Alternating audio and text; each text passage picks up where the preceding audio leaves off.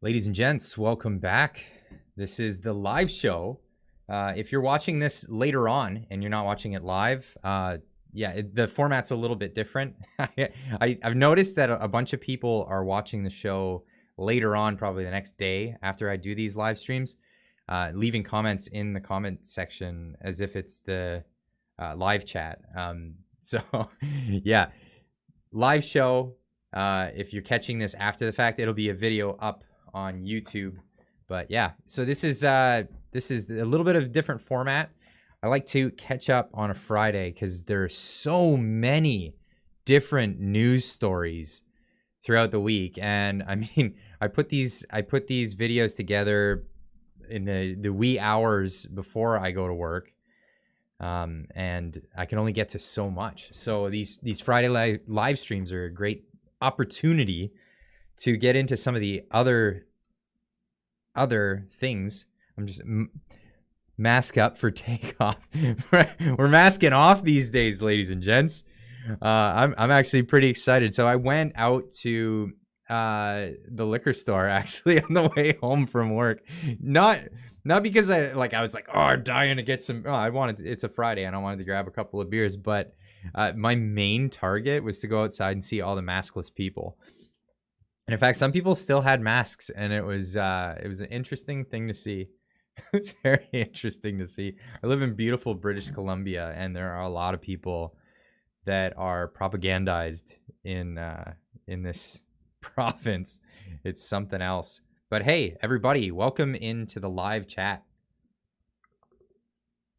And if you're watching this again tomorrow or some other day, welcome to the video. This is the long form. This is looking at some of the news stories. Hello, brother. Masks still mandatory in some provinces, sadly. Which provinces still have? I was going to look into that. That was one thing I was actually going to look into is which provinces still have mandates. I know. So British Columbia, if you didn't watch the video today, British Columbia lifted the mask mandate, and it was kind of funny because Bonnie Henry and Adrian Dix got on there and basically said straight up, if we said masks are gone next week, everyone will just stop wearing masks this week. So they just said effective the very next day. It was so funny and really interesting. I'll get into this a bit later because I'll show some of the Twitter feed that's been going on, because Twitter is just like the biggest cesspool of the most hyperbolic. I call it the hyperbolic chamber because that's where everyone goes to just like vent, like I can only liken it to road rage, but on the internet. It's such a funny thing, this like syndrome that comes over people, this inside the hyperbolic chamber, where they get so angry at each other and they're just horrible to each other. It's such an interesting event. Yeah, cheers, fist bumps, and love you signs. Love it. I always when I was a kid, I always watched Spider-Man, or I read the comics, and I never understood what that meant. I always thought that was like web slinging. That was the thing. And then I got into rock and metal, and then I really understood. But yeah, no, Twitter is such a cesspool, and it's funny. I almost feel like I go on Twitter so you guys don't have to, and I think I'm gonna start doing videos just the hyperbole in that place. So it's basically like, the worst road rage offenders are the people. It's funny because I'm comparing it to road rage, but I normally compare road rage to that little yippy dog behind a fence that thinks he can bark at all the biggest dogs in the neighborhood. But as soon as that fence opens up, it's just they're not like, they lose all their might, right? So the same thing is Twitter. Twitter is the same thing. People just keyboard warriors, right? They say some really horrendous things to each other, and it's really funny. And just the schmarm. It's the schmarm factory. I love it. It's amazing. Did you notice that more and more YouTube videos are available in Canada. Which YouTube videos?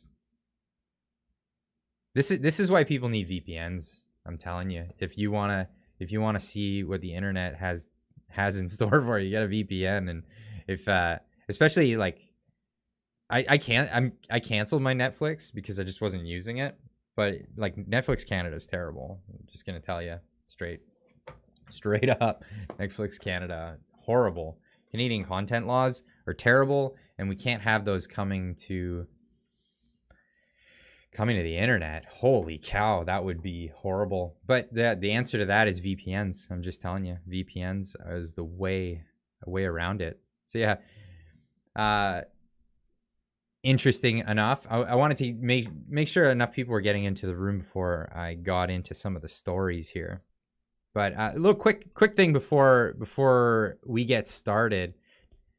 I did this last time and I thought it was pretty funny. The chat just blew up.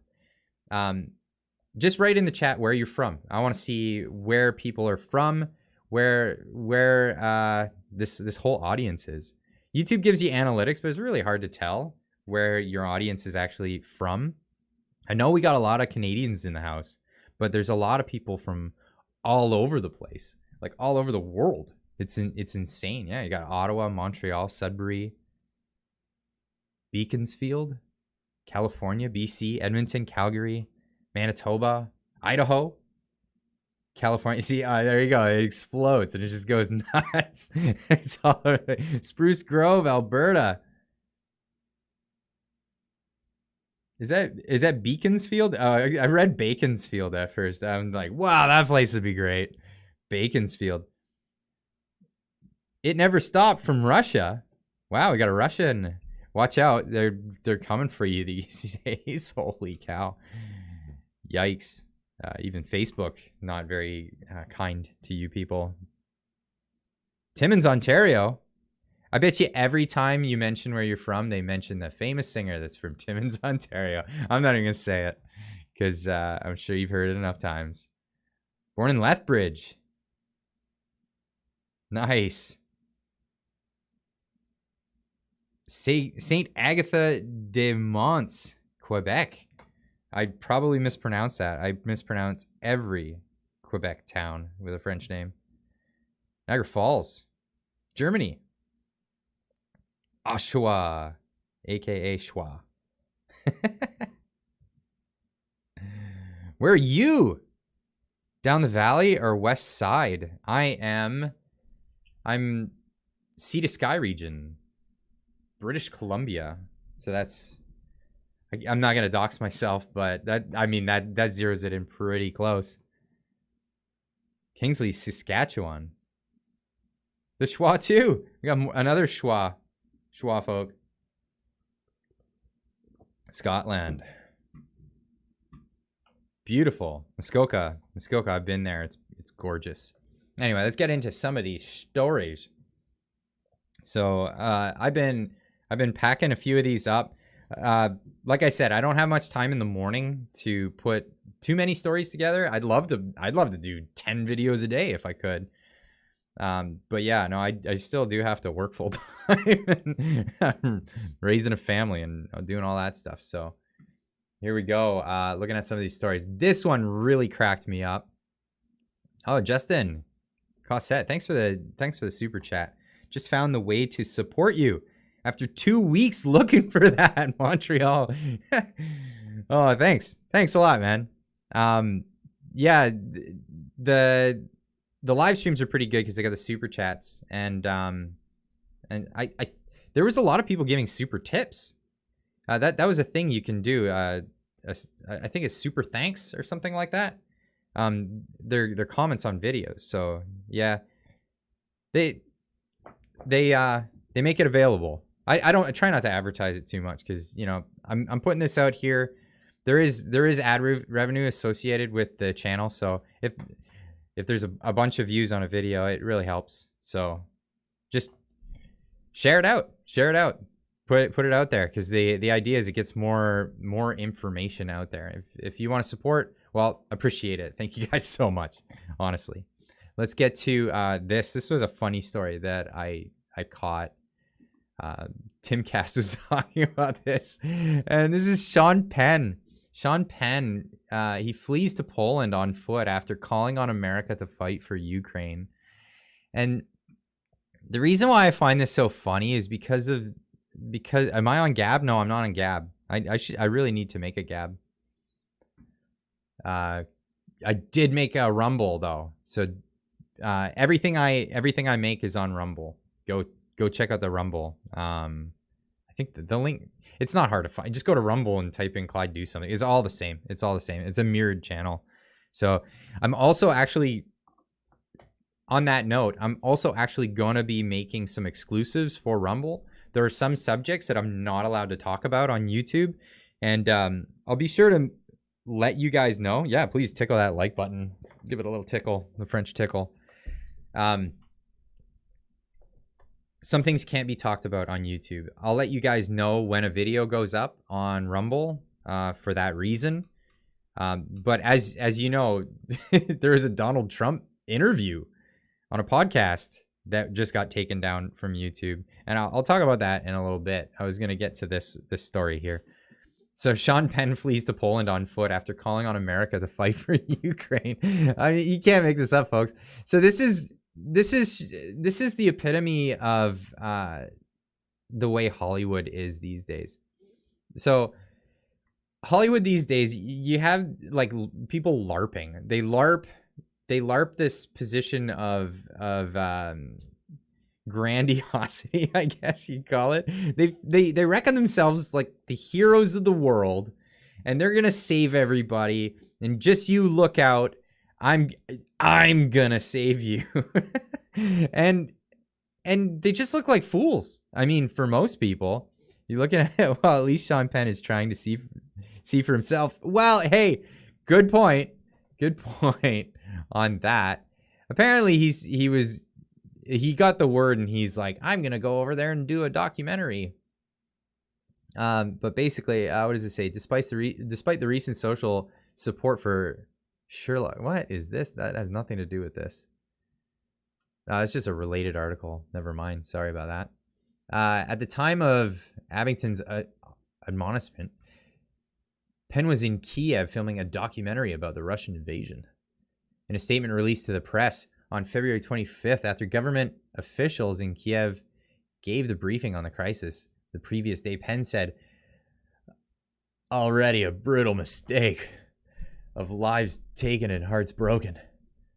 And if he doesn't relent, I believe Mr. Putin will have made the most horrible mistake of all humankind."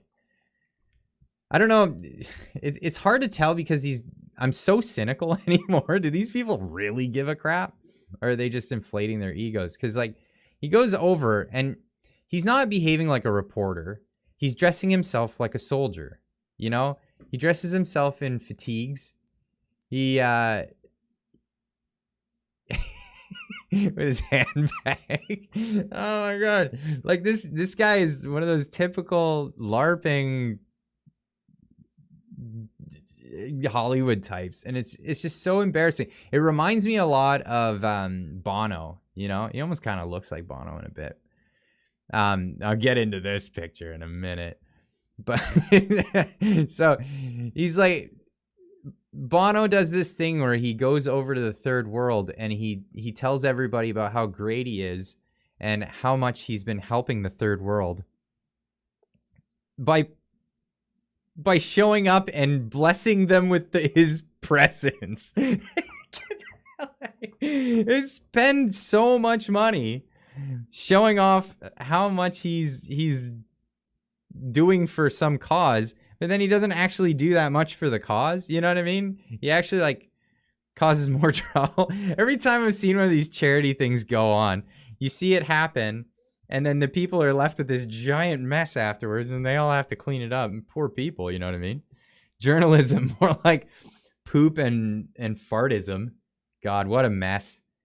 What a literal success. What a lateral success. God save us all, please. Sabby, thank you so much for the super chat. But yes, Sean Penn over there LARPing. Now, this isn't the first time he's LARPed as a diplomat. He went over to Venezuela because he was so enthralled with the idea of seizing the means of production, as a lot of these Hollywood types are into ideologically, right? It's always the most people removed from the marketplace that want to mess with the fundamentals of how markets work, i.e. Marxism, or whatever you want to call what they believe in. Oh, what the hell is LARPing? Sorry, LARPing. Live action role playing. That's LARP. So, my bad. Too many acronyms on the internet and people still haven't caught on to that. Yeah. So, live action role play. That's LARPing. It's funny. Like a lot of people are into LARPing for different reasons. But yeah, this that's funny. Like, you know, like what do you call it? Medieval times. That's LARPing.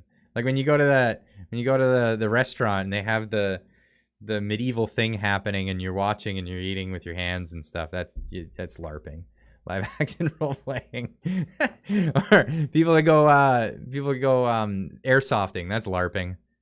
If you're doing like the military simulation stuff, that's LARPing. But yeah, so here's Sean Penn actually inserting himself. This is what Hollywood types do when they LARP.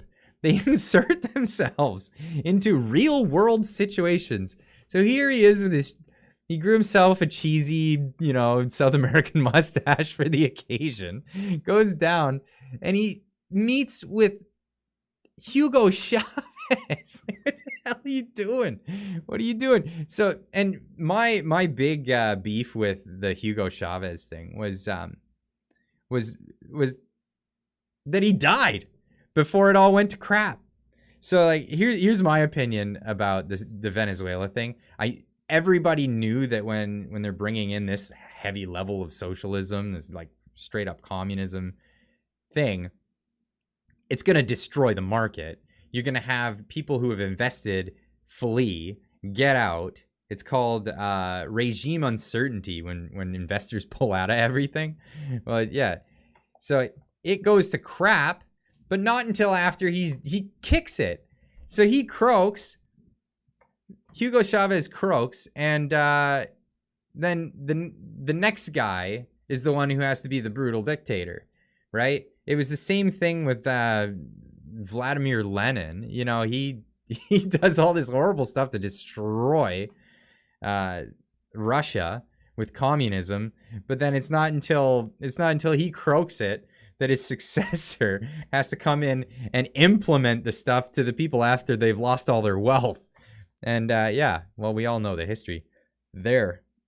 Anyway, LARPing, inserting himself in the middle of it, just looks like a lost little boy, right? In the middle of this coup, essentially. It's terrible. Hollywood, back off.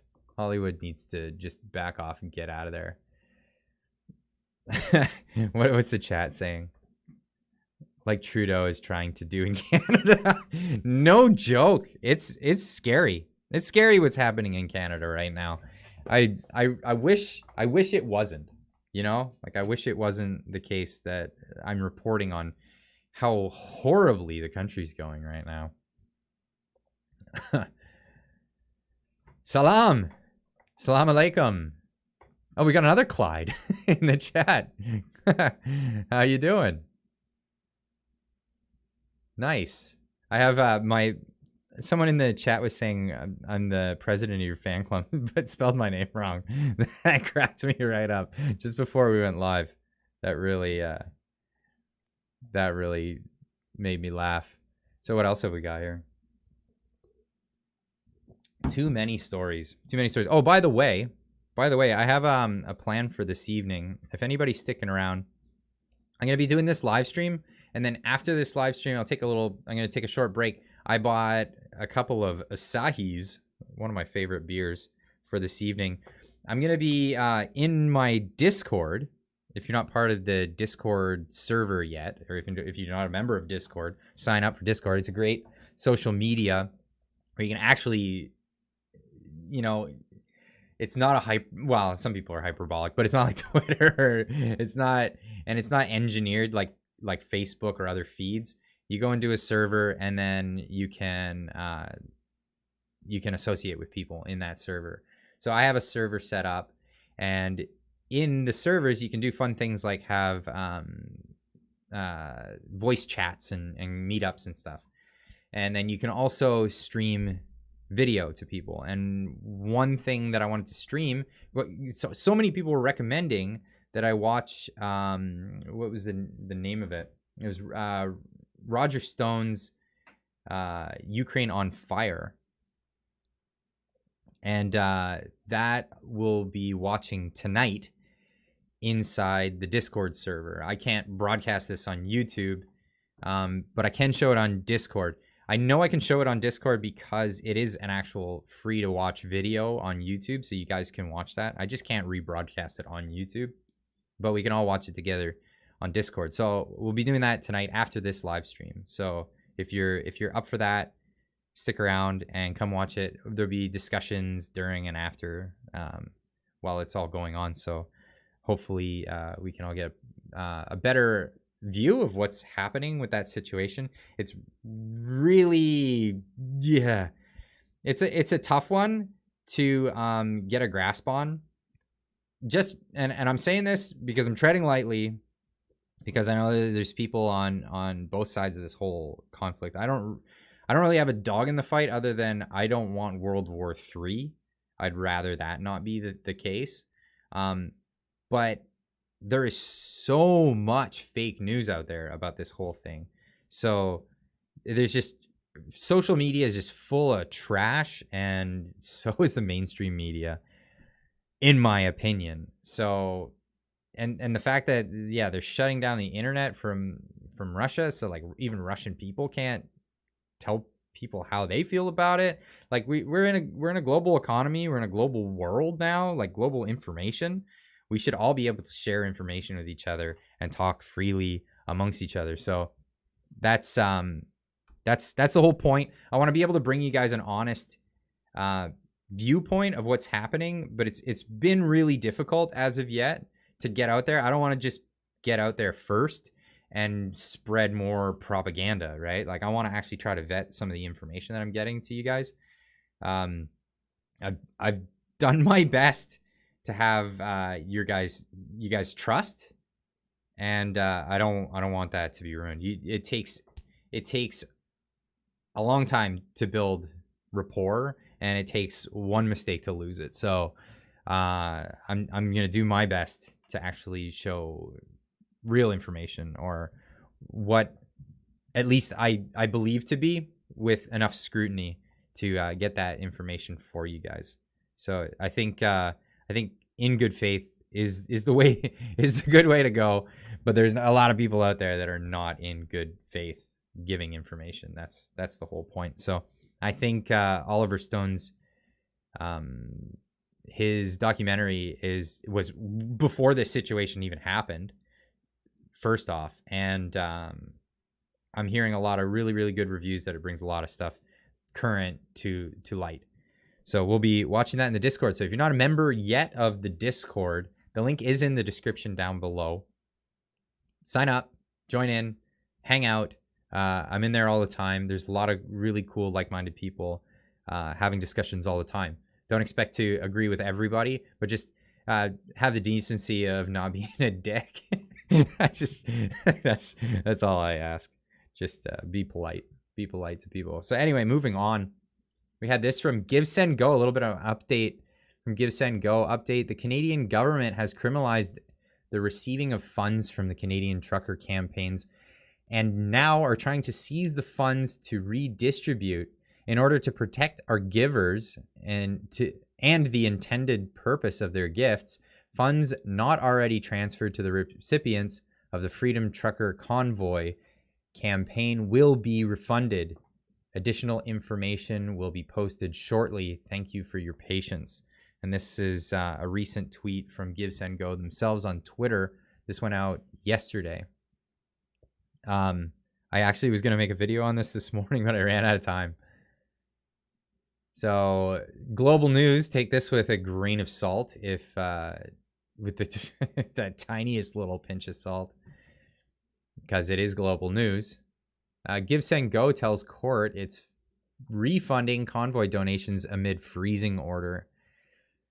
Lawyers for proposed class action lawsuit against a convoy protest in Ottawa argued in court Wednesday that GiveSendGo may be in breach of a freezing order on funds raised for the convoy on the website.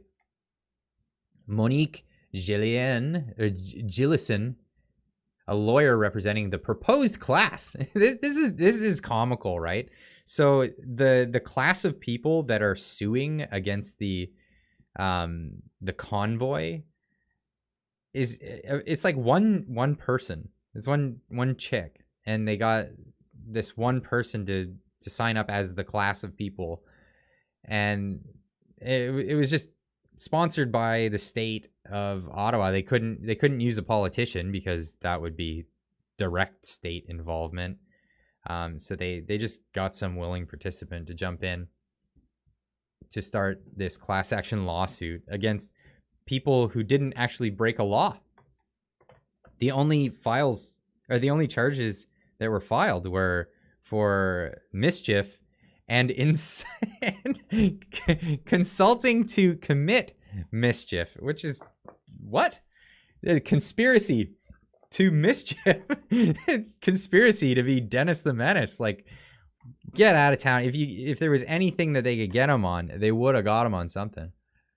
Unfortunately, yeah, it was a peaceful protest. So, well, I mean, fortunately for everybody that it was peaceful and no laws were broken, because we know what happens when protests aren't peaceful. We saw that with other protests in recent times. They usually end with churches burning and statues being torn down. So anyway, parties in the case have agreed to move some donated funds and cryptocurrency into escrow, which could be redistributed to affect Ottawa residents and business owners should the class action succeed. So this is the thing. In a lawsuit, what you have to understand, and I'm not a lawyer, but what I do understand about lawsuits is you have to prove damages. And not only do you have to prove damages, you have to prove that the damages are actually because of the person that you're accusing of the damages being, accrued from.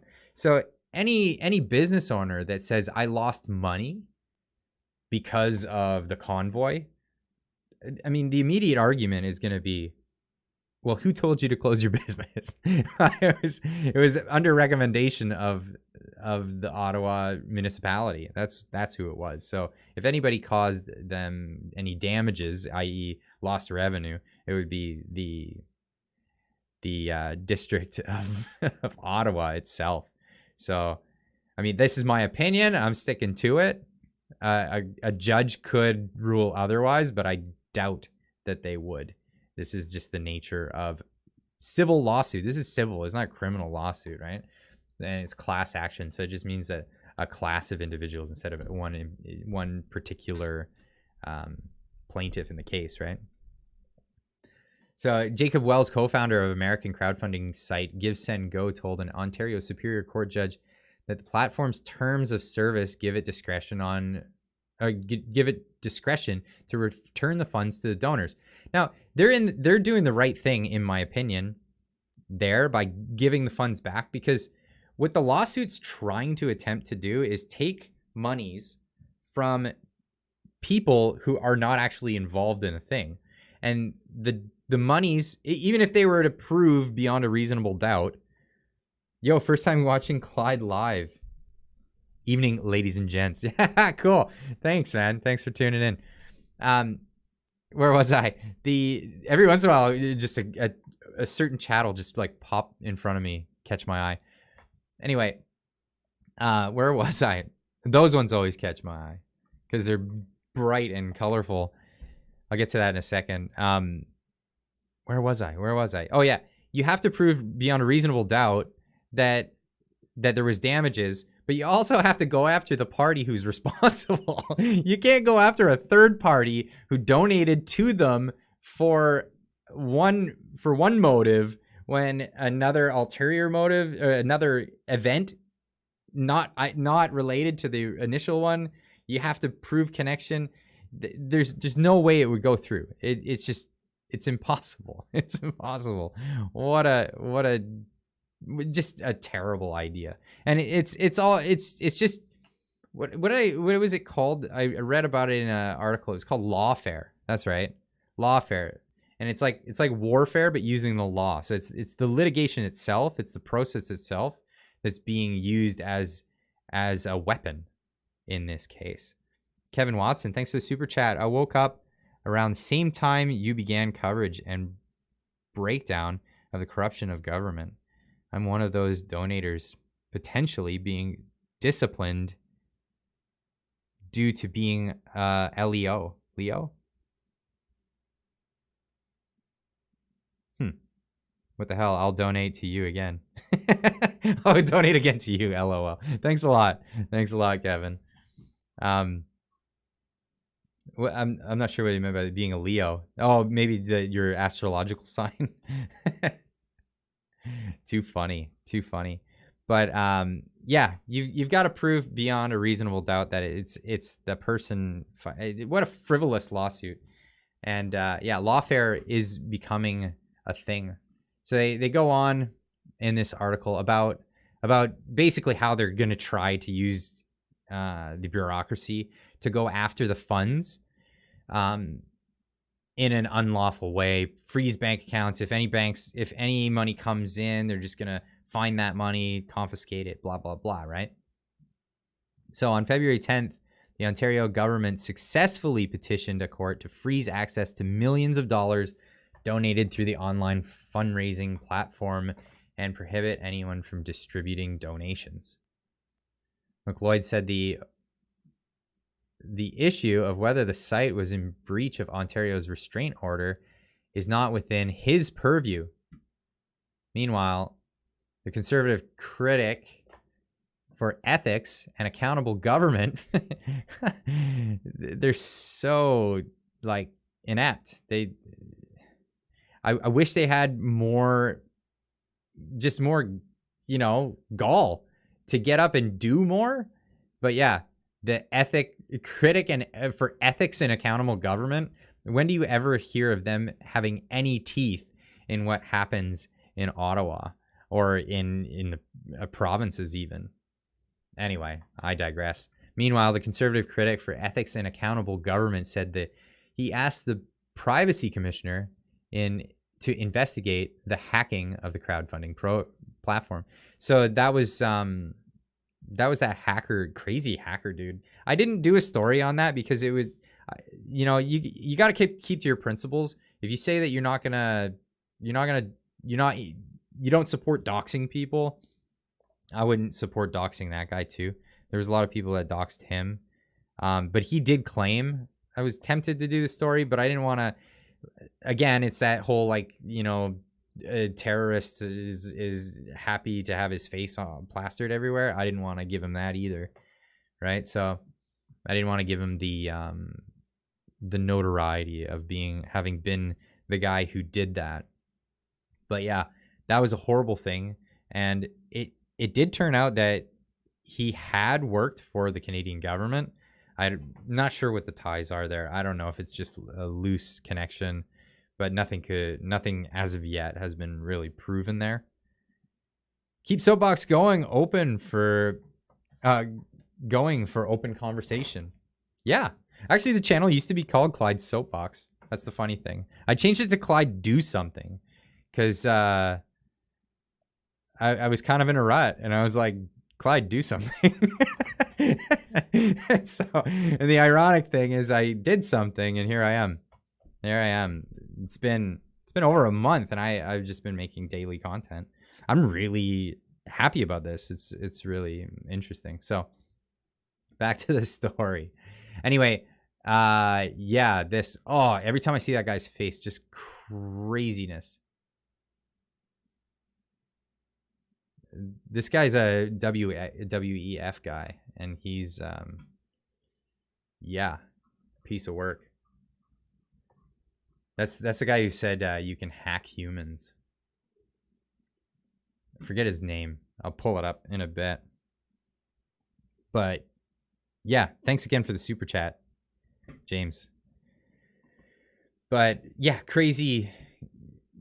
So they were going after the funds of people who donated to GiveSendGo. If you're new to the story, it's the trucker convoy was coming from all over Canada. It started in British Columbia. It took a while to get to Ottawa. And when they started with a GoFundMe campaign. GoFundMe people donated $10 million to the GoFundMe. Excuse me. And then GoFundMe took it down because, and it's not the first time they've ever done anything like this, but the original organizers, they didn't know. So they took it down, and at the behest of the Canadian government, of course. And so they switched to another platform called GiveSendGo, and that quickly raised almost $10 million. It was incredible. It was incredible, the turnout and the support. But then, yeah, the Canadian government again went after the fundraisers. The site was hacked, and then the media went after the people who donated, and that was horrendous. That was a bad day for journalism as a whole. I mean, a lot of people don't think very highly of journalists anymore, and rightly so. But that was exceptional. That was just like beyond the pale of how horrible journalism has been, and that's where we're at. That's definitely where we're at. Sabby saying Dr. Yuval Noah Harari. That's his name. He's a scary dude. Just like his thoughts are just terrifying. He's a full-blown Marxist. I've listened to some of his speeches and his complaints. I've heard him complaining that the Davos group, they don't take him serious enough on the socialism aspect of it, the Marxism stuff. I was actually discussing him today with some coworkers, and now he's basically Klaus' right-hand man. Klaus is, yeah, he's, you don't want to get Schwabbed. I can keep going back to that. It's, pretty bad. But he's like a right-hand henchman that, like, he's like a rabid dog that wants to go even harder. You know what I mean? That's kind of a scary concept that is going on there. The Klaus stuff is going to come up in this stream tonight, because that's part of some of the stuff. I don't even know if I'm going to get to all the stuff that I had planned to talk about tonight. What else we got here? I'm going to close some of these. Oh yeah, going on the GiveSendGo. So Viva Frei talked to Jacob Wells. He's one of the co-founders of GiveSendGo, and he did a whole live stream interview with him. I wanted to give you guys just a little taste of it. I'm gonna put my headphones on here and drop everything, of course, in my little office here.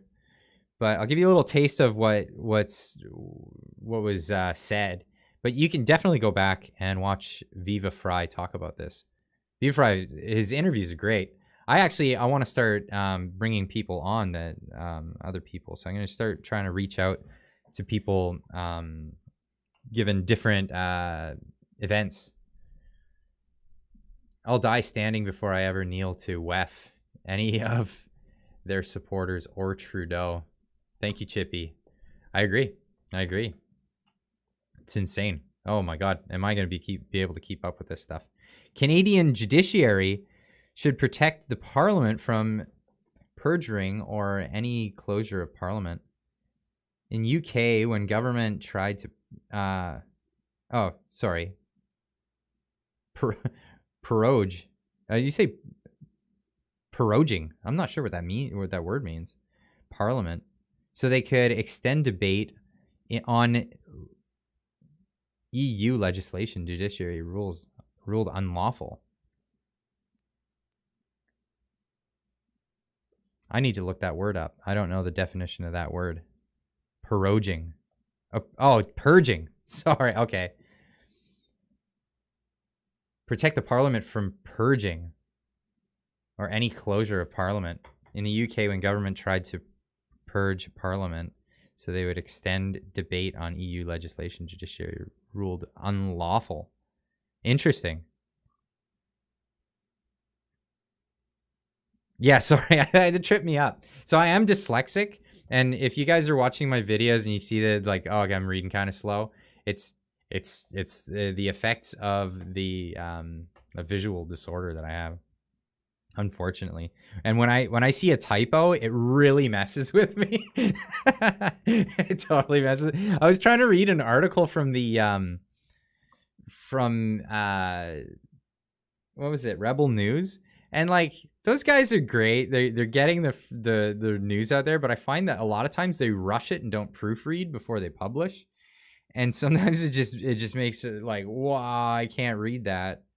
You know, between the typos and dyslexia, it makes it really hard. I love pierogies too. That's what I read when I saw that comment. I'm so sorry, but thank you so much, BA, for the super chat. Really appreciate it.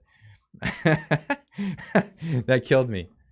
So yeah, apologies for when I trip up on that stuff. Rebel News has lost the plot. Yeah, they get it right sometimes. I think Ezra Levant, he's a bit of a politician, you know, at times. So it's I like that they want to get the truth out there, but at the same time,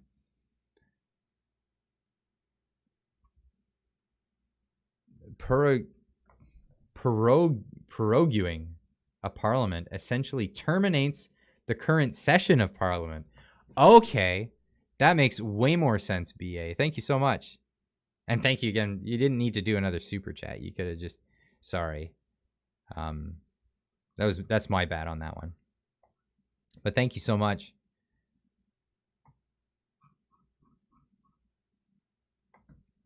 Proroguing. How do you even pronounce that? I have to look that up.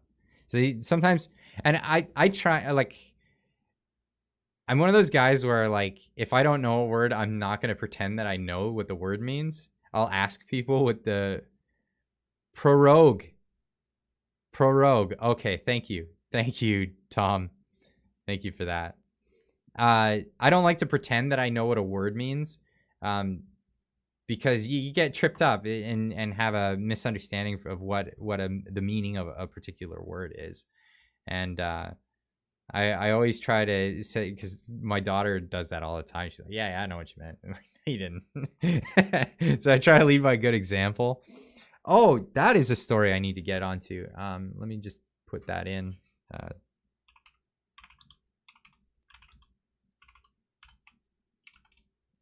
Just gonna just pop that in there real quick, just so I can cover that. I saw you guys talking about it in the chat. But anyway, I wanted to get into just a little bit of what Jacob Wells was saying. It is. It's absolutely atrocious. I mean, whoa. I hate that people, because what happens on our platform are not necessarily things that people need to be ashamed about, because we don't allow illegal we don't allow it's legal activities that people are doing. So it's like, should people have to be ashamed about making donations for things that are supposed to be allowed, things that are actually good for society, like you know, going down to your government and protesting about things that you believe are overreach? I mean, I think all of those things are good things and necessary things. So I hate that people have to even feel afraid or be in a position where they're yelled at because they gave to something that they believe in that happens to be quite good for society, in my opinion. It's just ridiculous. Now I'm bringing. Okay, I just wanted to. I don't want to show all of Viva's video because that's clearly his intellectual property, and you guys should go check that out. I recommend it. I recommend Viva's channel. Make sure you're subscribed. Absolutely. Sorry, I drink this Soda Stream, and it's so good, but it's gassy. It makes you burp a lot. Yeah, I should watch the interview with Enrico from the Iconic. I listened to that. I listen to a lot of... So I pull wrenches all day long, and while I'm pulling wrenches, I'll listen to different things. I listened to a really good one with Jordan Peterson. They were talking about Bill 37, I believe it's called. And I really want to cover that. I really want to talk about that, because that's something very important. It's important to discuss the idea of CRT, and CRT for me 67. That's right. CRT was this idea of for me CRT is cathode ray tubes. You know, I'm a tradesman. I'm from the 80s. You know, that's me. I was thinking of televisions. I'm like, what's CRT? Yeah, no, critical race theory is no, we should never allow that. It's all based on critical theory, which is Marxist ideology, right? And they came up with it. I briefly remember hearing something about how they came up with it. It was a bunch of Marxists getting together, and they came up with the idea of taking critical theory and then mixing it with race, and that's all it. I mean, it's not rocket science. It's just yeah, TVs, right? Yeah, no, but it's definitely something that anyone who has children needs to be talking about right now, is the push for CRT in schools, because it's absolutely horrible. The idea that they're replacing the idea of not being racist with the idea of being quote unquote anti-racist, which is like a new ideology that actually pushes racism through a bunch of different means, like whether it's overt racism against white people, or the one that Thomas Sowell likes to talk about, and that's the soft bigotry of low expectations.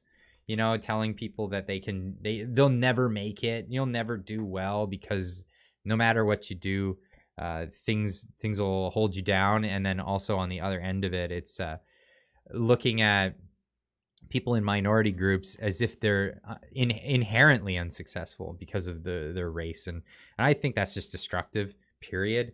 I don't believe in that at all. I think everyone, given the same opportunities, has equal ability to overcome the laws of nature, which really hold you down, right? So just like the predicament of humanity. If you don't teach people about racism, the default situation is to not actually engage with that. So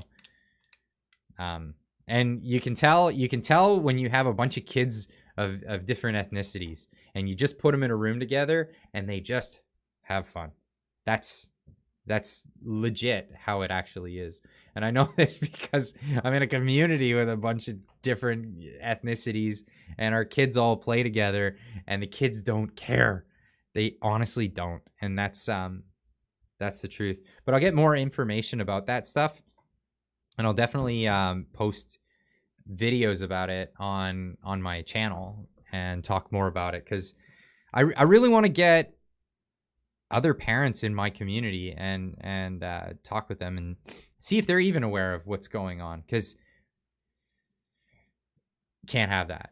Just can't have that. It's fueling hate. It's fueling hate and animosity, and it's for a particular purpose, I know, and it's the idea of divide and conquer in society. It's a Marxist ideology. It's really not good. There's an old Russian defector from the Soviet Union. He was a KGB defector. Yavi Yemeni? No, I think that's the wrong name. Anyway, he went around in the 1980s talking about precisely the subversion that they put into schools under this ideology, and how it would come to bite us in the ass. all these years later, and it's coming. It's coming in that form of CRT. So anyway, I'm gonna move on to the next thing. What did I have on the docket? So we know I did the video on who is what was his name? Jean Charest. Jean Charest is coming out of nowhere, Mr. Politician from the 90s legacy. Pull, get him out of the coffin and get him in front of the cameras. He's going to be the next conservative leader for the Conservative Party. Now, before I get into this segment, I want to say that I'm not a registered conservative. I'm not a member of the Progressive Conservative Party of Canada. I'm an independent. I vote with my conscience. I vote where my vote ought to be. I don't always vote with the winning team, but that's me, and I'm not affiliated with them. So if it seems like I'm slanting one way in particular, it's because of my conscience brings me there, not political ideology and not political affiliation, let's say. There may be, biases in my politics, but that only gets me there. Yeah, see, I see in the chat, PPC is the only way forward. No, I understand. But I wanted to get into this because this is good chat, and we had on True North, and I find True North it's a funny channel. Their facts are great. They don't always nail it on the head, but I use them as a really, really good source for Canadian news.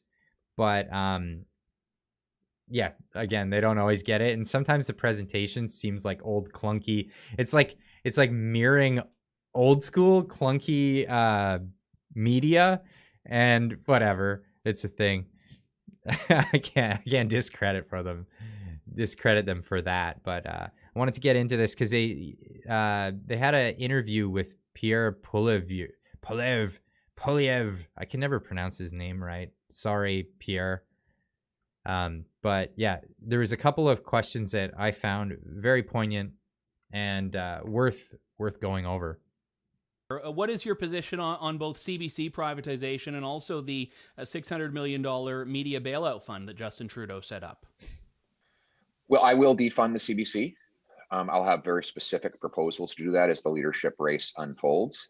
And that will, this is a colossal waste of money, over $1 billion for a bloated corporation that is becoming increasingly just a communications bureau for the PMO.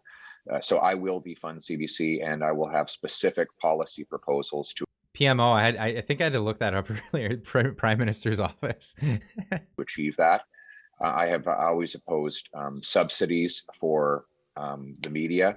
I believe that media should make their earnings by selling subscriptions, sponsorships, advertising, and that also I believe that every media outlet should be treated equally. I don't think the government should have a set of media policies for favored media at the expense of others. I noticed that this current government seems to want to exclusively support the legacy media because most of it, not all, but most of the Parliament Hill press gallery is liberal, but they want to shut out the independent media voices. I take the opposite view. I think that every single media outlet should have a fair chance to report the facts and inform Canadians. All right, so let's digest what he said. First and foremost, yeah, defund the CBC. I'm all on board for that. I understand a lot of people are saying, where has he been for the past 2 years? Where has he been for the past 2 years? I'm curious about that too. So I think that's definitely worth going over in the next while. The last thing we need is like some corpse. They're pulling out this corpse of Jean Charest, old politician who he was someone who ran with Brian Mulroney like back in the day, brought taxes and all that stuff. But yeah, I think getting in the CBC thing, defunding the CBC, I think is really important. But I think moving forward, what we need to do is have like a referendum on this thing, and it needs to be put to people to talk about this openly. But how can I put this? As a society, we've always thought that, you know, the separation of church and state is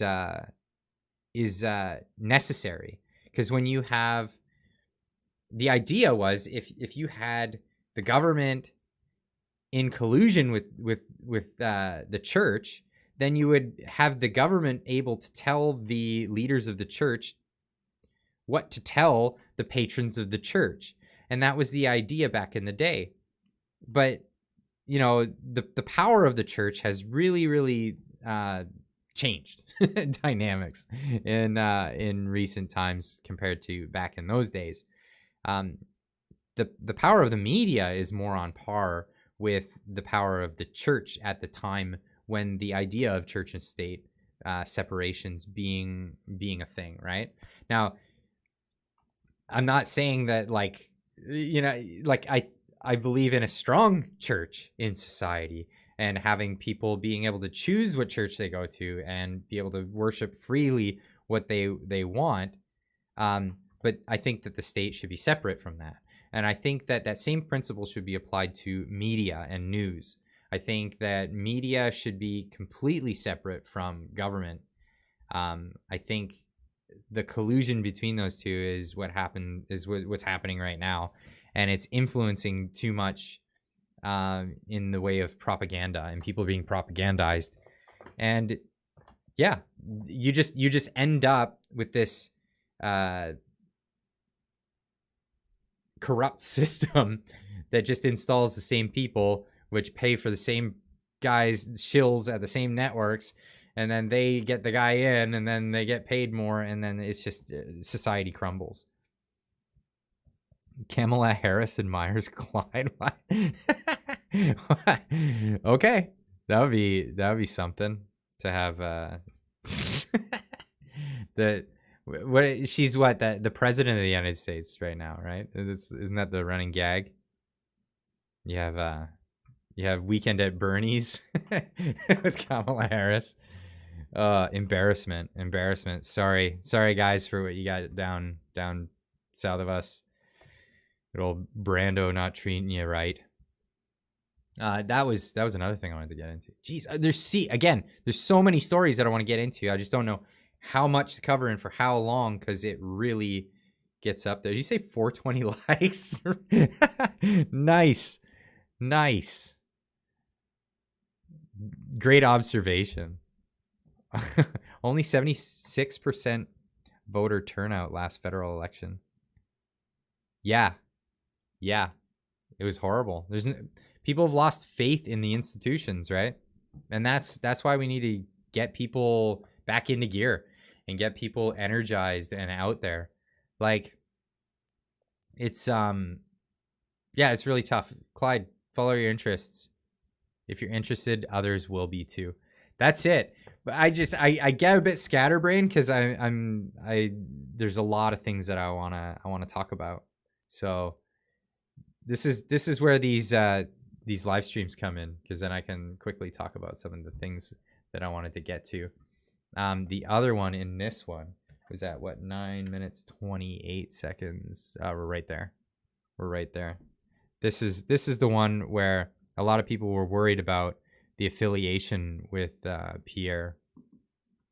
Let's talk about some of the bigger picture issues that I've heard a lot of concerns about from conservative members and conservative supporters, and I'd say people that are potentially available to you as a leadership candidate seeking support in the next few months. And one big one, which admittedly I have talked about for years, and I think it's only in the last couple of months that it's gained a lot more traction, I think, outside of a small group of people that have been working on it, is some of the global influences we see in a lot of Justin Trudeau's policy. And I want to be clear, I'm not talking about conspiratorial thinking here. I'm not talking about global cabals, but you do have, for example, the World Economic Forum, a group that Justin Trudeau and many people in his cabinet have actually promoted and actively participated in. We've got the Great Reset, stakeholder capitalism, all of these things. And you've spoken out, I think, about some of these even on the floor of the House of Commons. I've had people that have said that you yourself are connected to the World Economic Forum. And I wanted to give you an opportunity to address this head on, because I'm sure you've seen it as well. Is there a connection there? Have you ever spoken at a World Economic Forum event? No, I have not. No, I've never been to Davos. I've never been part of the organization. And I don't agree with its publicly stated policy objectives. My policies are different. I obviously support small government, more freedom, and individual independence. So I just have a fundamental disagreement with the organization's policy outlook. And that is something that you can look at my track record. I've said that on the floor of the House of Commons. I said it in parliamentary committees. I've said it in comments that I've made online for years. So anybody who wants to know my position on that subject can simply check it out and look up what I've actually said, because I've been deadly consistent on that issue.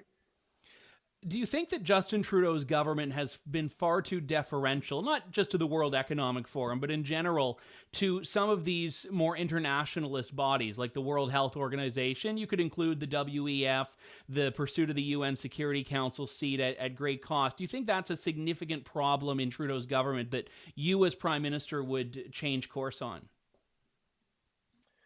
Well, they've infiltrated the cabinets. I mean, like, come on. How can you say no to that?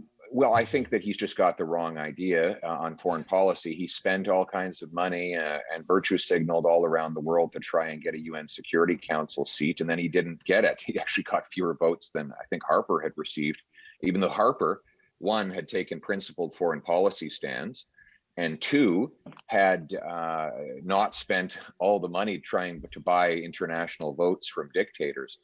So I would not have gone down that road. I'm going to take a principled foreign policy position, and I'm not going to go on vote buying schemes that put taxpayers' money out the window to try and win votes from. Okay, he keeps going on. He's a politician. What are you going to get? He's saying what he thinks his constituents want to hear. I'm not sure how much to trust him. It's the establishment, right? It is the establishment, but at the same time, like, I'm torn on it. I'm torn on it because they wouldn't come out of the woodworks with Jean Charest if it weren't for I'm going to say Charest. It's Charest. That's how I read it. Anyway, Jean Charest. They wouldn't be pulling him out of the woodworks if they weren't trying to just get another real establishment character in there, in my opinion. But it is what it is. We'll see how this plays out. I thought it was interesting enough to at least let his voice be heard here on this channel. So I'm hearing about DuckDuckGo, and this is something you guys were talking about in the chat. I only just heard about this today, and I'm gonna get some. No, I don't want a video. I want an article about it.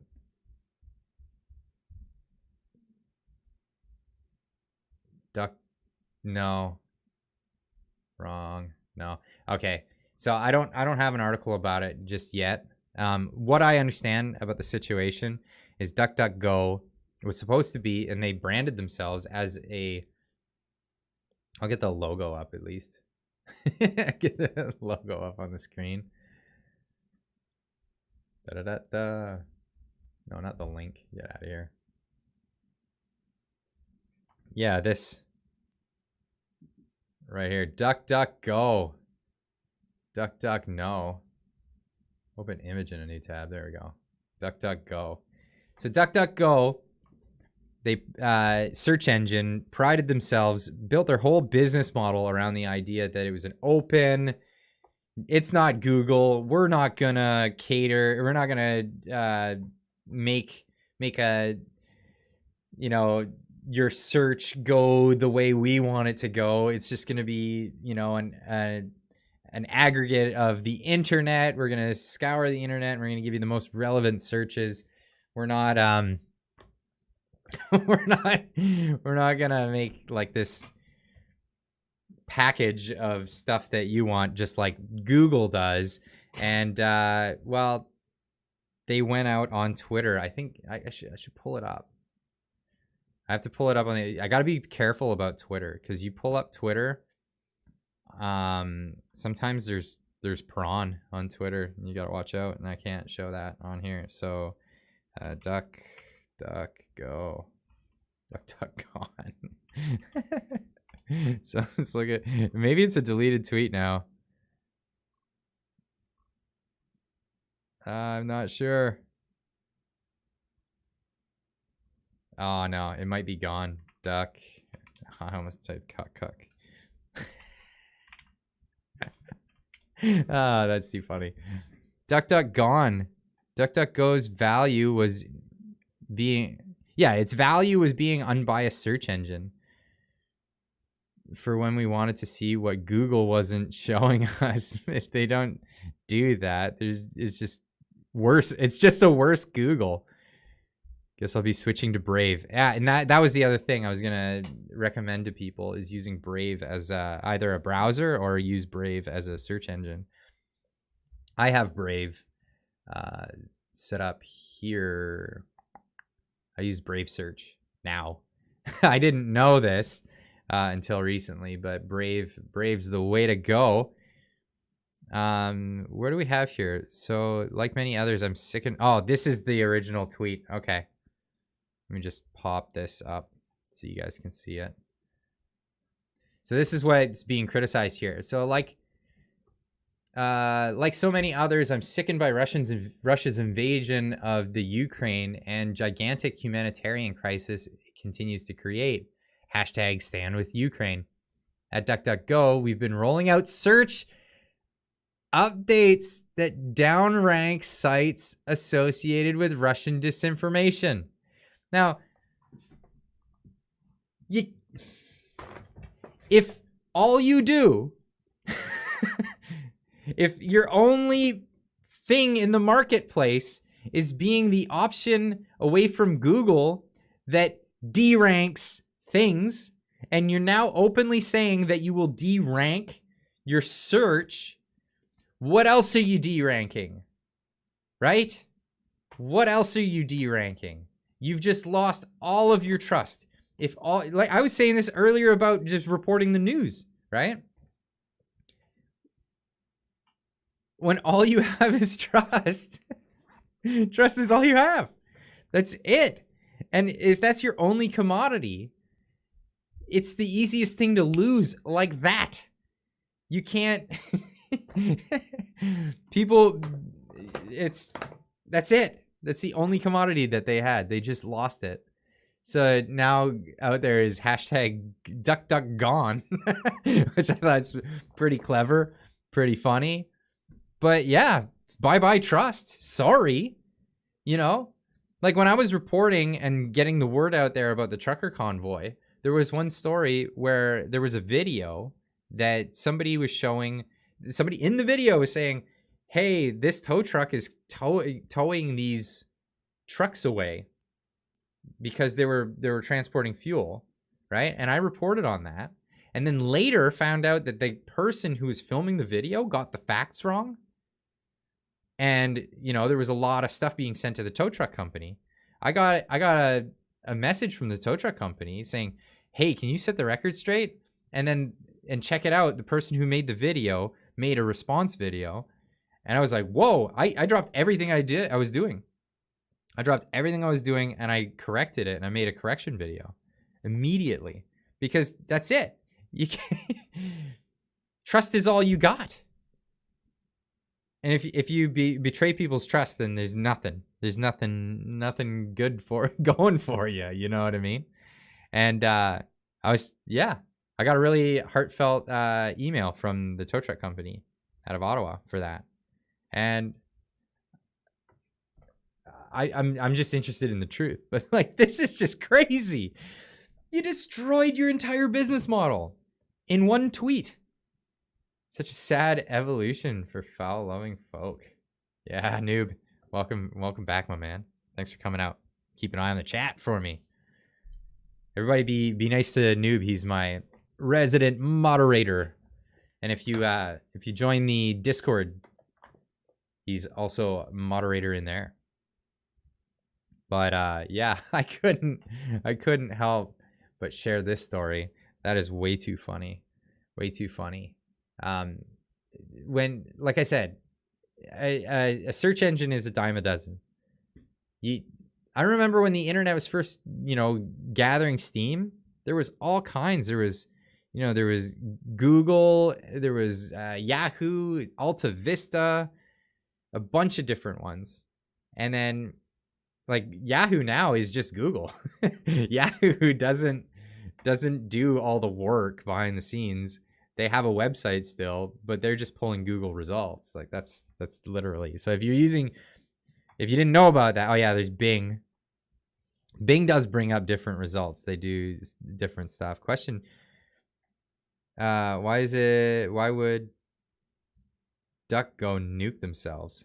To virtue signal? Seems more to the story. Yeah.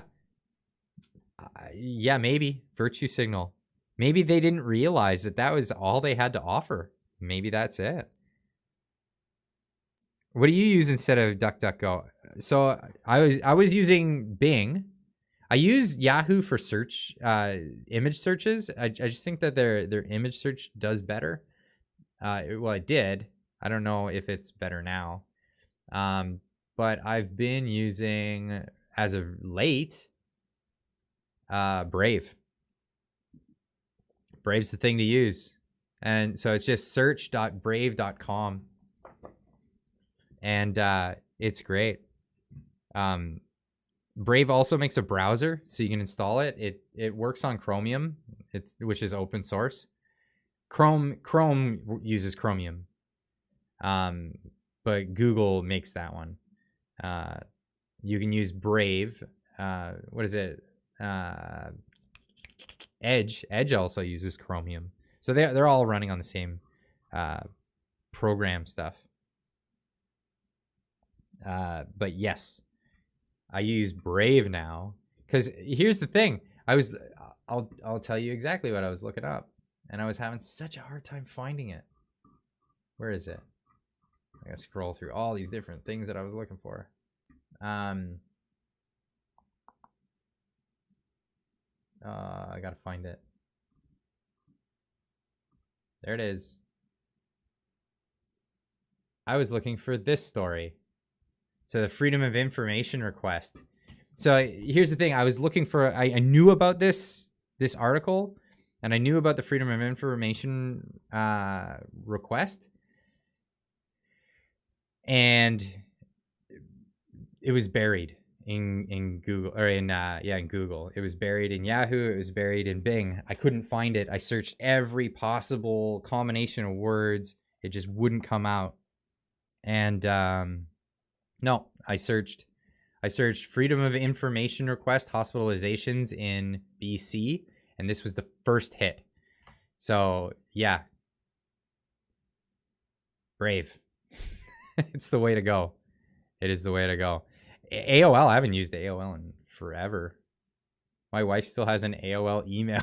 And it's so funny when I give out my wife's email, people are like, whoa, AOL? Is he staying in touch with Tom Hanks? She's staying in touch with Tom Hanks or something? So, yeah, too funny. Too funny. You got mail. But yeah, this was the info that I wanted to share. Because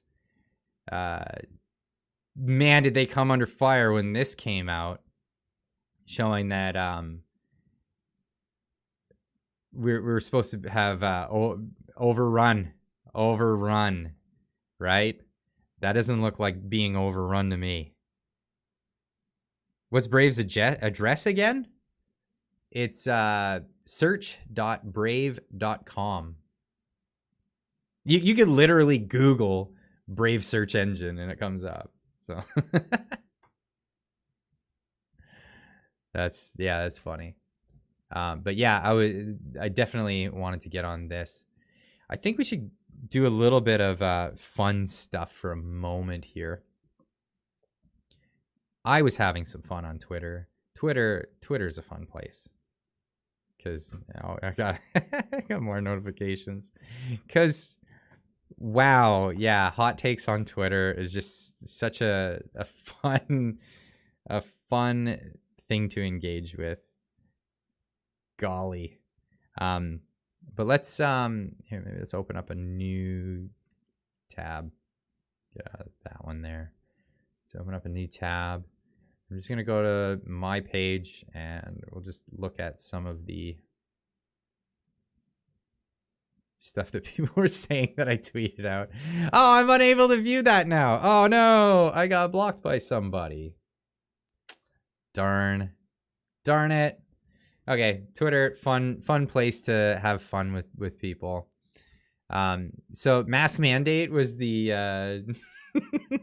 it was what was trending earlier today.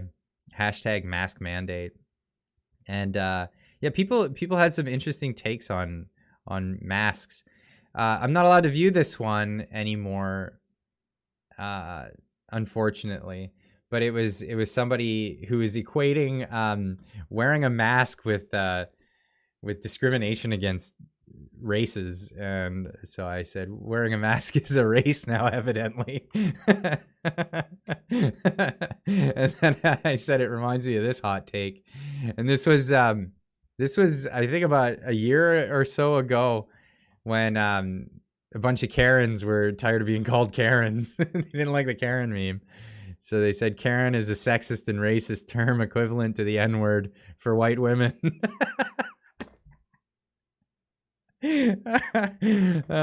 Calling them Karen is an attempt to get rid of women's rights and to stand up for themselves. You can't.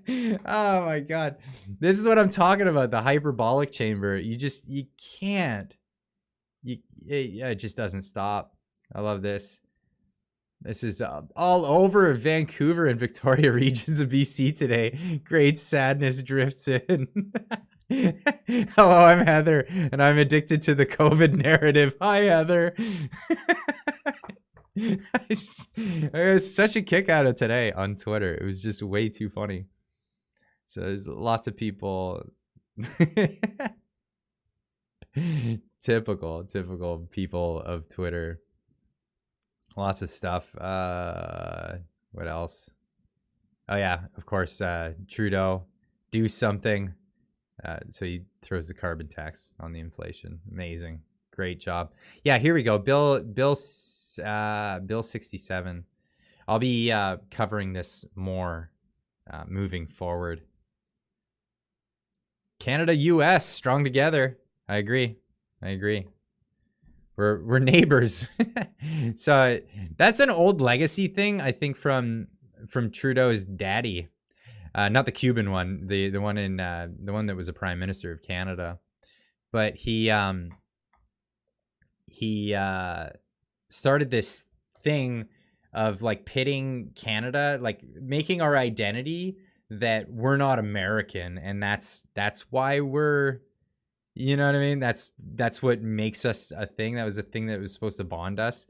And no, I mean, our cultures, there are slight differences, but the differences are different across the United States too, right? We're all basically part and part of a similar plethora of structure and all that stuff, right?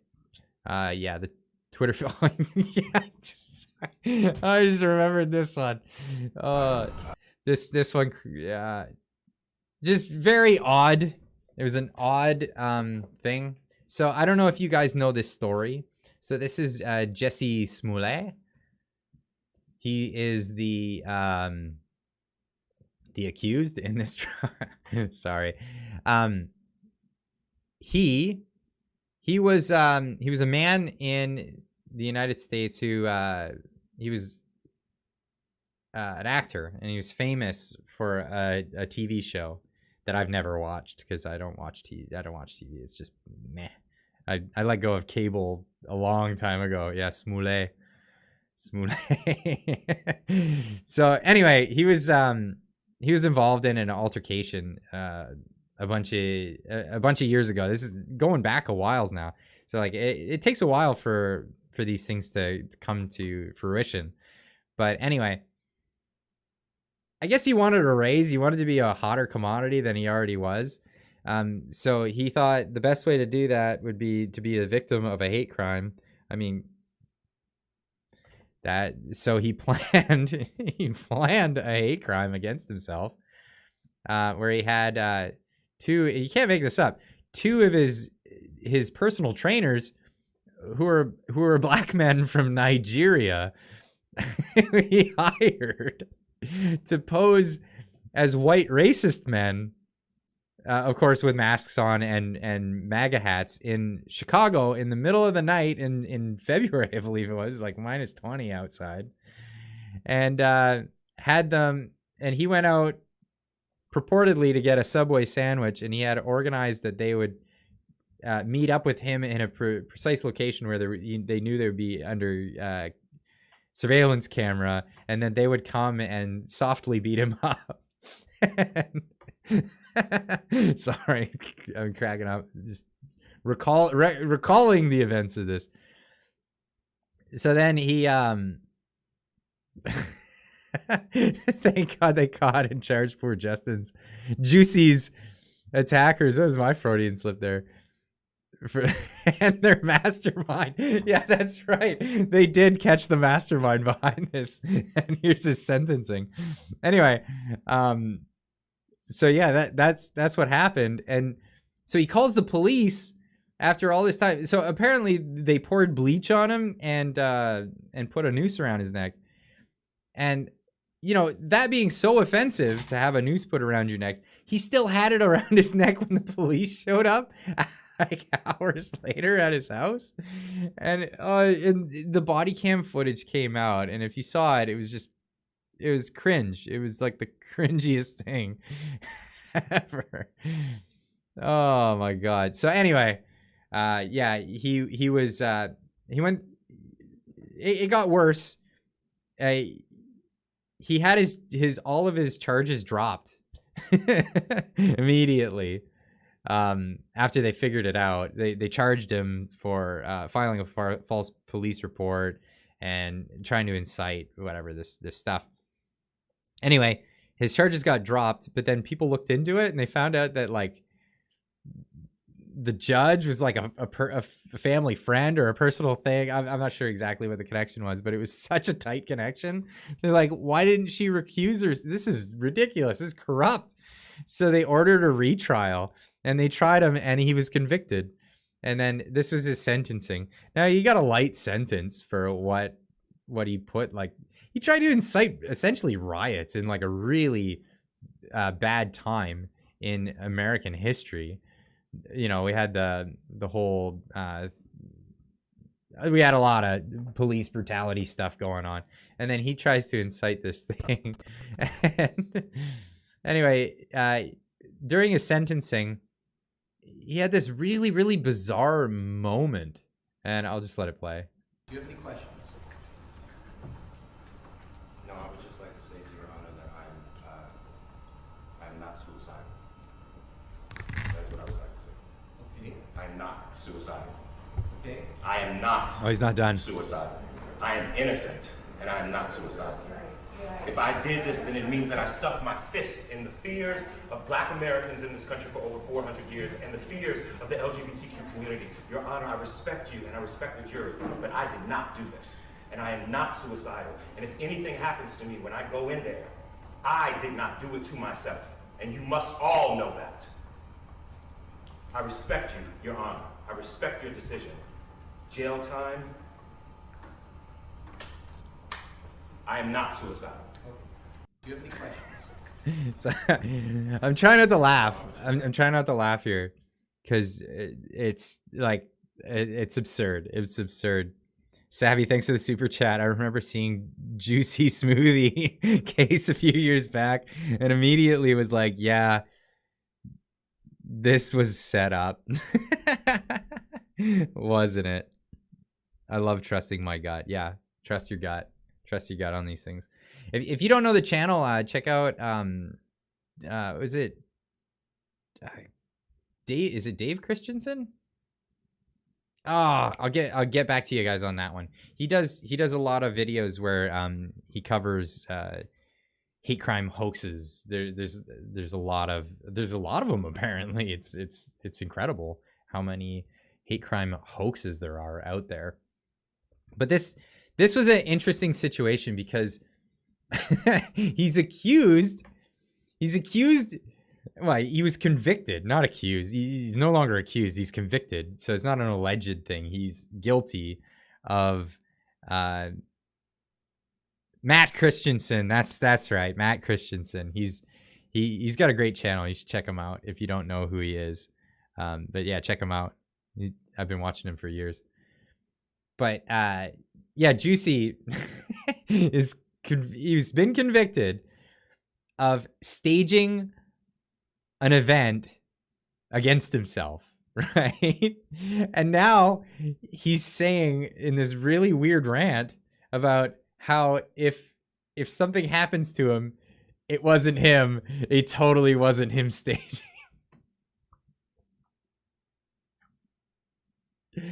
Just the irony is just lost on this poor man. It's too bad. It's too bad. Like I think this is a greater problem that you know that this kind of behavior exists and people are doing this. Rip. No, there's nothing happening to him. He's fine.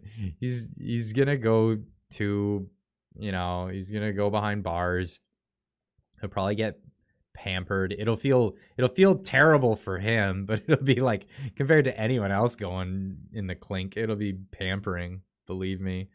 And then he'll be out in 5 months, whatever. That's it. Where am I going next? I have a ton of notifications now on Twitter, unbelievably. Where is even my notifications?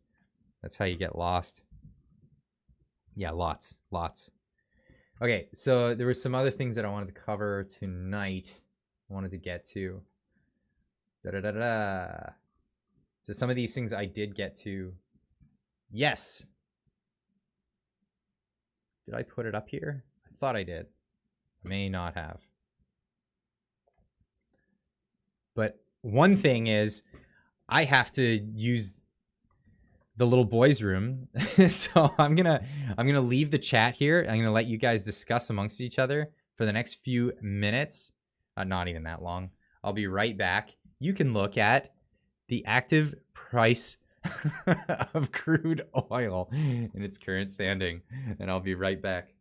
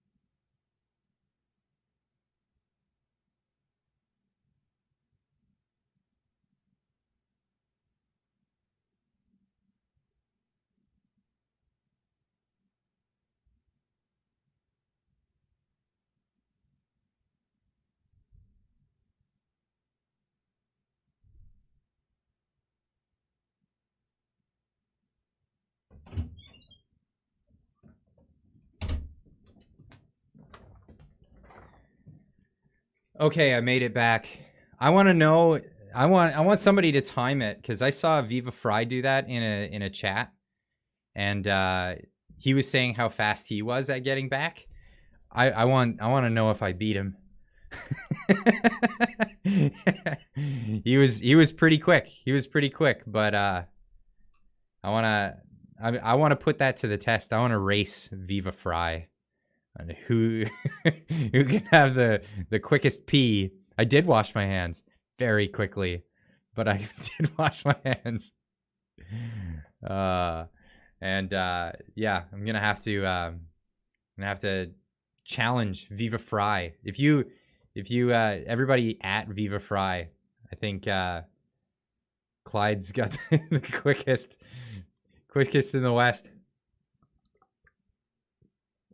Quickest gun in the West. Wait, Viva's in the East. Never mind. All right, so we're looking at the price of oil, and we're looking at the price of gasoline.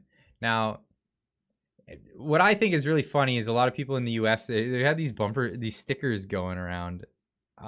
See if I can't find that because it was really, really funny. It was the I did that stickers. I probably won't find it. Anyway, so it's these stickers, and it was in America, people had pictures of Biden pointing, and it says I did that, and they're pasting them on gas pumps, and it's so funny. And in Canada, so that took off in Canada, and now there's Justin Trudeau ones that says I did that. So it says the gas prices, I did that.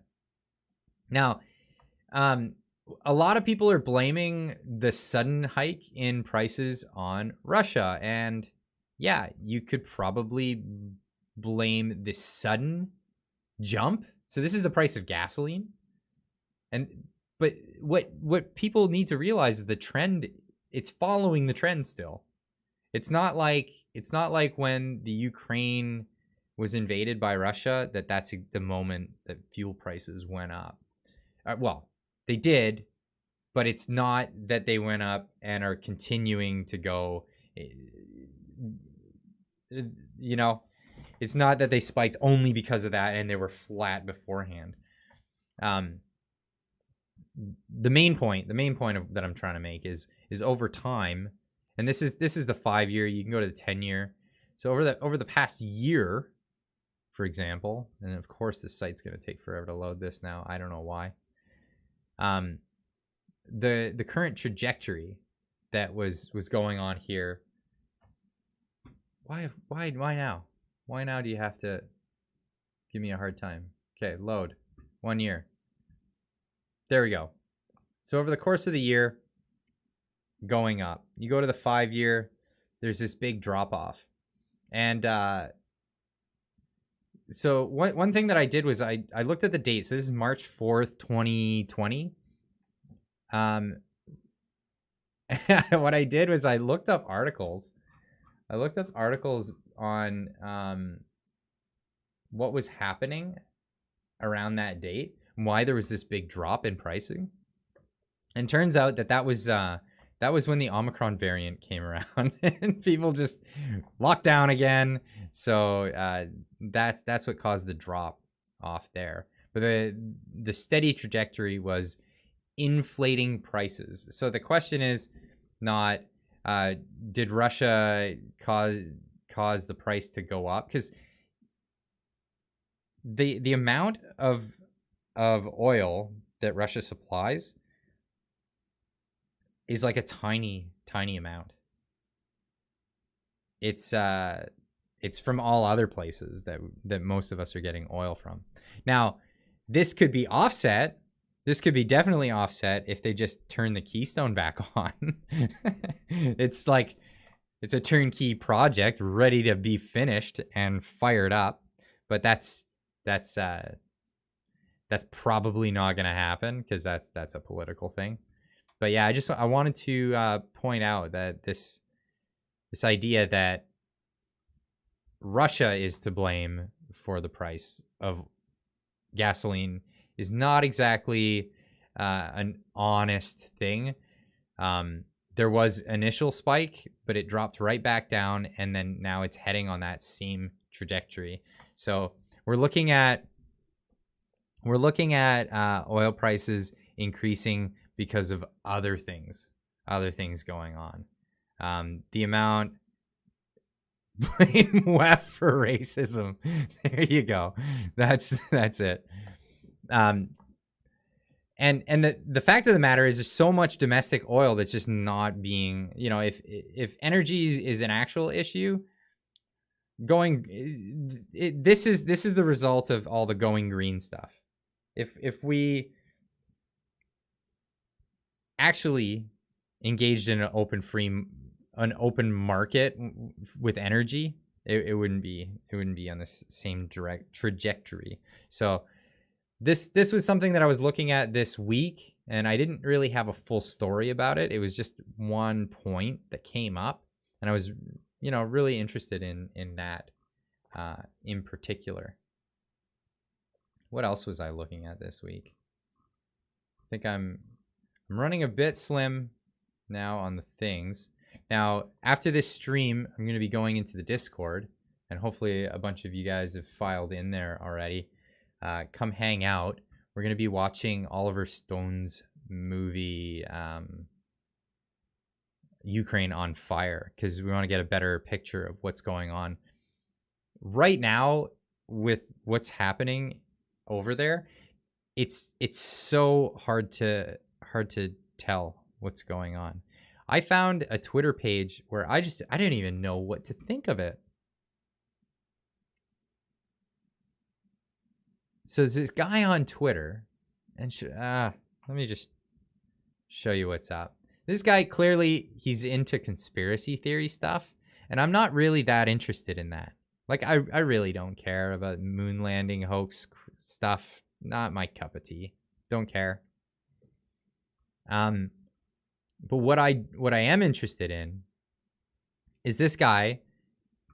He sounds British. He's got what sounds to me to be a British accent, but he is currently in Kiev. So he's there, and his deal is he's been talking about conspiracy about that there's no war happening at all. And I don't know that for that to be the case. But what he's been showing is that the media has been showing all kinds of stuff, and he's been filming media on the ground wearing flank jackets with nothing happening around. Like, there's absolutely nothing happening around him. And he's documenting a lot of this. I thought this was really interesting, to say the least. Now, I'm not saying it's proving anything, and like, obviously he's got this, like, he's got these conspiracy theories about certain things happening, right? And he's on here quite a bit. There's a bunch of these posts that I haven't seen, so I'm not sure what he's saying here.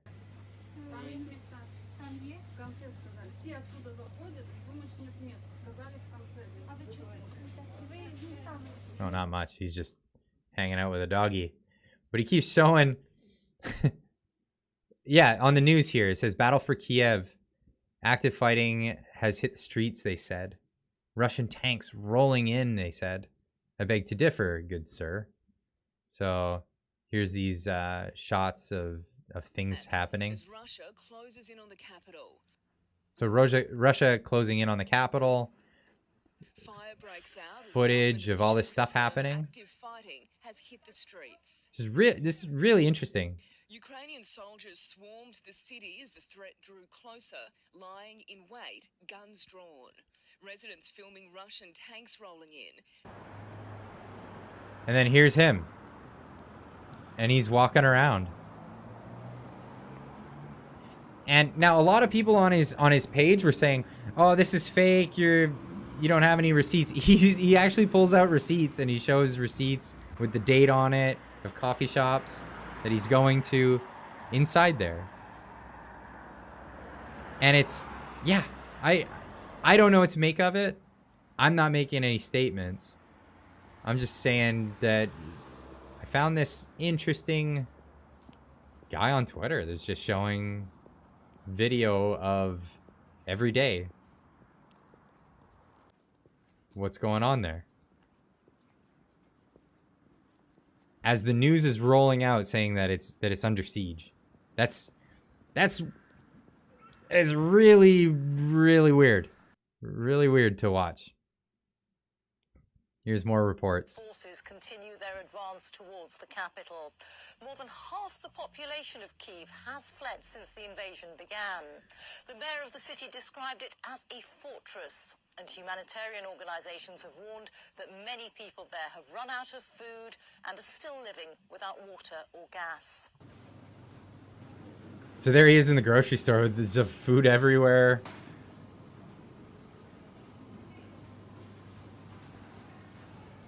Stuff stocked right up.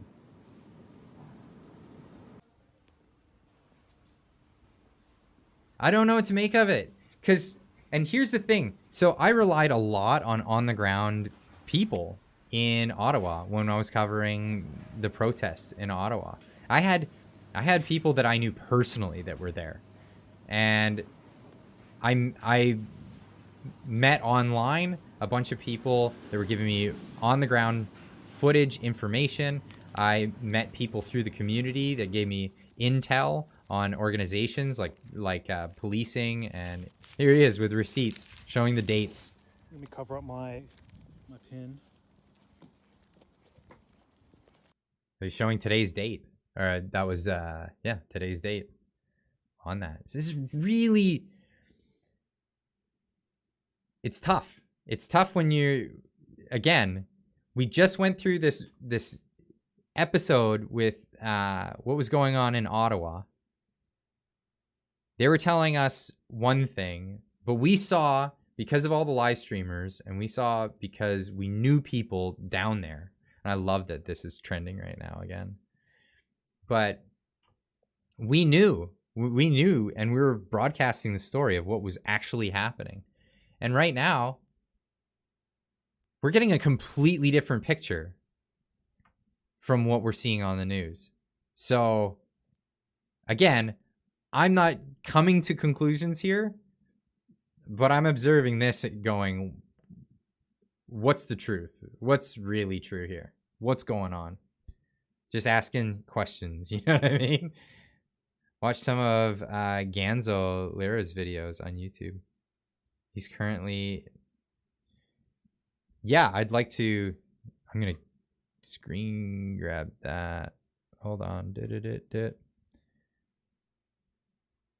I'm just going to type in that name. Just for later, so I have it. Sabby. Sklob Blob Shiborg. I don't know how to say that. Yeah, I don't know what to make of this, but I do have a friend from Ukraine. Though she says government is saving her. I just don't know. I don't know either. So that's why I'm not making affirmative statements. So here he is. He's showing there's a tank going by while he's in a place. It says an action, cue the tank.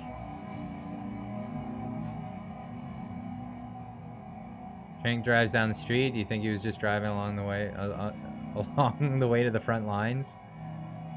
And see here he is. He's saying, is it part of the illusion? Ordering one tank down the streets to scare people. So there we go. One tank drives down the street. So far I've been very disappointed. I haven't seen more helicopters and fighter jets flying around trying to scare the shit out of people. Yeah, it's really weird. It's to bring the illusion to life. Is to have. Yeah, so I don't want to make any statements because you know that you can't do that. You're not allowed to make any statements like that.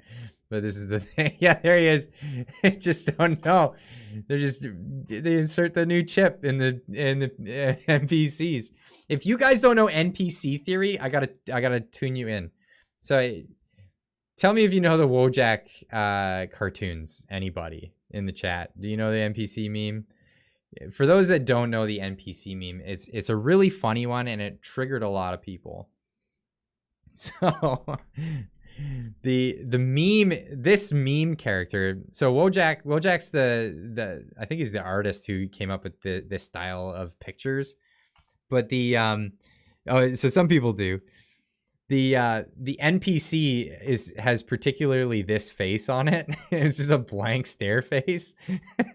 And the idea behind the theory of the NPC is that somebody, I think it was on the 4chans or somewhere, or it might have been on Reddit, but somebody came up with the idea that there are only so many souls to go around, right? And now that the earth is full of so many more people than there are souls that were existent like before, a bunch of them are just empty vessels. And what empty vessels they compared to NPCs, which are non-player characters in video games. So if you've ever played a video game where you're walking around and you talk to a character that's not another player, there's no actual player involved, so they just have a script that they run and they have a blank stare on their face and they just have these scripted responses for you. And it became the meme of people who just have like essentially canned responses where they they have these like a script that they run. So you say a certain thing and they'll be like, but Dr. Fauci said, and then they're the NPCs, right? They don't have free will. They don't have a thing of their own.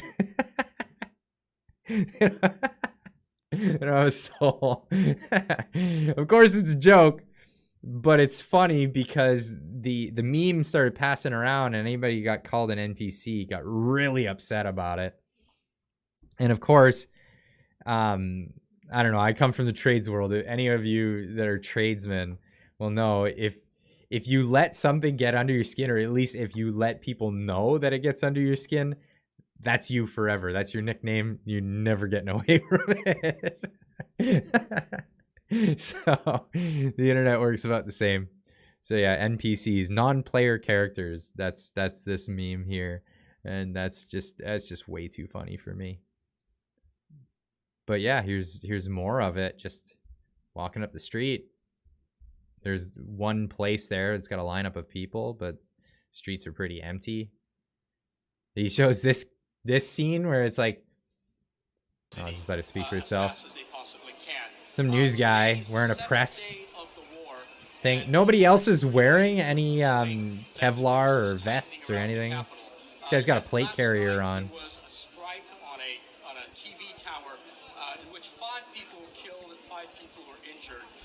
That has convinced many people here that it's time to leave the city. Many here are coming here without tickets for today. That's how desperate they are to get on a train as in any way they can to any city they can westwards. And there he is now. He's walking through. Not really busy.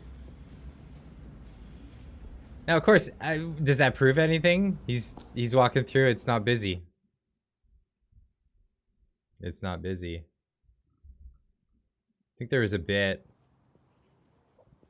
There was one where he was talking about restaurants being shut. I'm so intrigued by this guy's Twitter right now. I want to find more people that are like actually there on the ground. This one was interesting.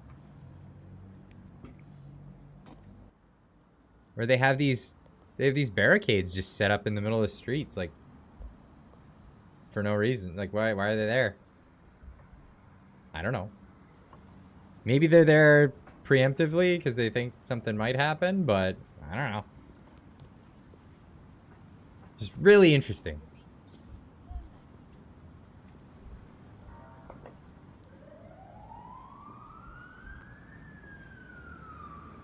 Do you remember about Ukraine's situation, which I am sure Claude has mentioned?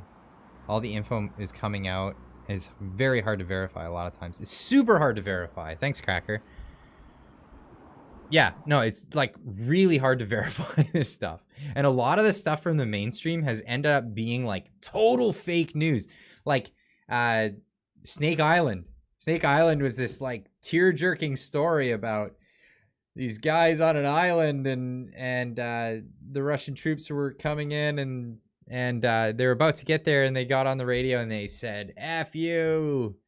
And then the Russians took him out. And it was like this harrowing story. Okay, here we go. In this bit, he's showing the news reporter there. He's got a flank jacket on. And there's just like people filling up their cars. There's traffic, whatever. Looks pretty normal. He's got like a reporter guy with like war clothing on. It's just like, what is going on? What is going on? Why do we have these scenes?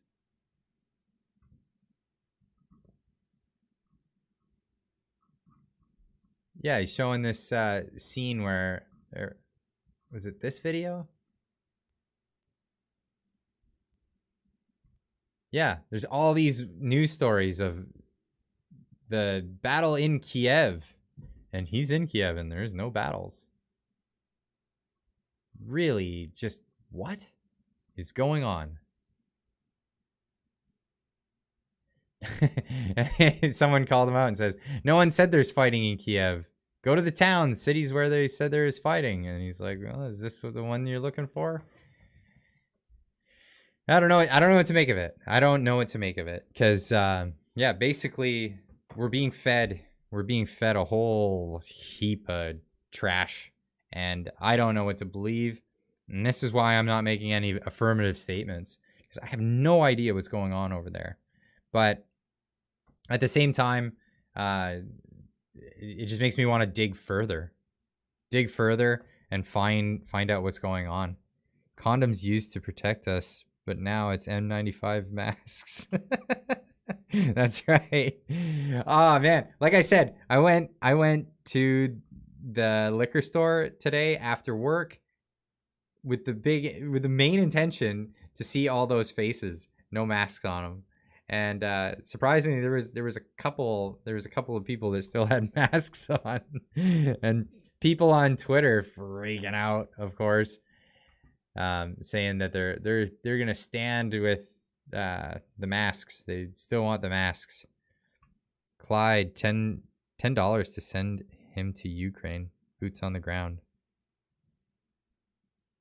yeah, right. I'm gonna report from here, thanks. But at the same time, I'm curious. I wanna get more. Like I said, live streaming in Ottawa was the best way to bring the truth to people immediately, to show them what was going on. You had a stark contrast between what was being said on the news versus what was actually being seen on the ground. They said violence everywhere.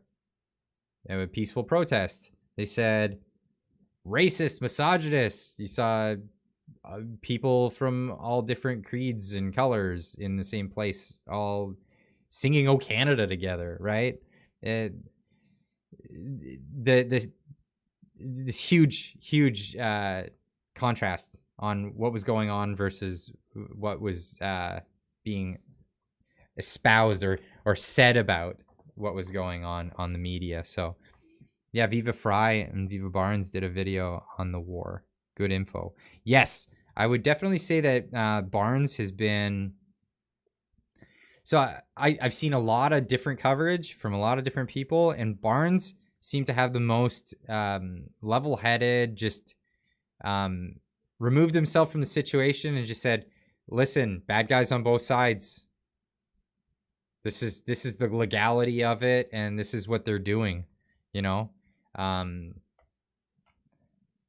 It seemed to be the least prejudicial, maybe I should say, coverage on it. Opinions, obviously, it was all opinions, but Barnes, I think, seemed the most credible to me, because anytime, like I said before in I think it was one of my videos I was mentioning, you know, when I was a kid, I went to school and I got in a fight with a kid. I got in a fight with another kid, and the kid was bigger than me and he walloped me, like, straight up. That's what happened. But I ran home. And I was all full of tears in my eyes. Mom, this kid beat me up, blah, blah, blah. And what did my mom say? And what did you do? That's what she said to me. Like, and I knew right away there was nothing I could say because I didn't walk into it and just like innocently get beat up. I had an argument with the kid, and then we had heated words, and I said bad stuff, and he said bad stuff, and then we had a fight, right? And that's what happened. So the story wasn't all like, that's not the story I tried to portray in the first part because I wanted the sympathy. So I think my mom was wise to say that I wasn't innocent in it.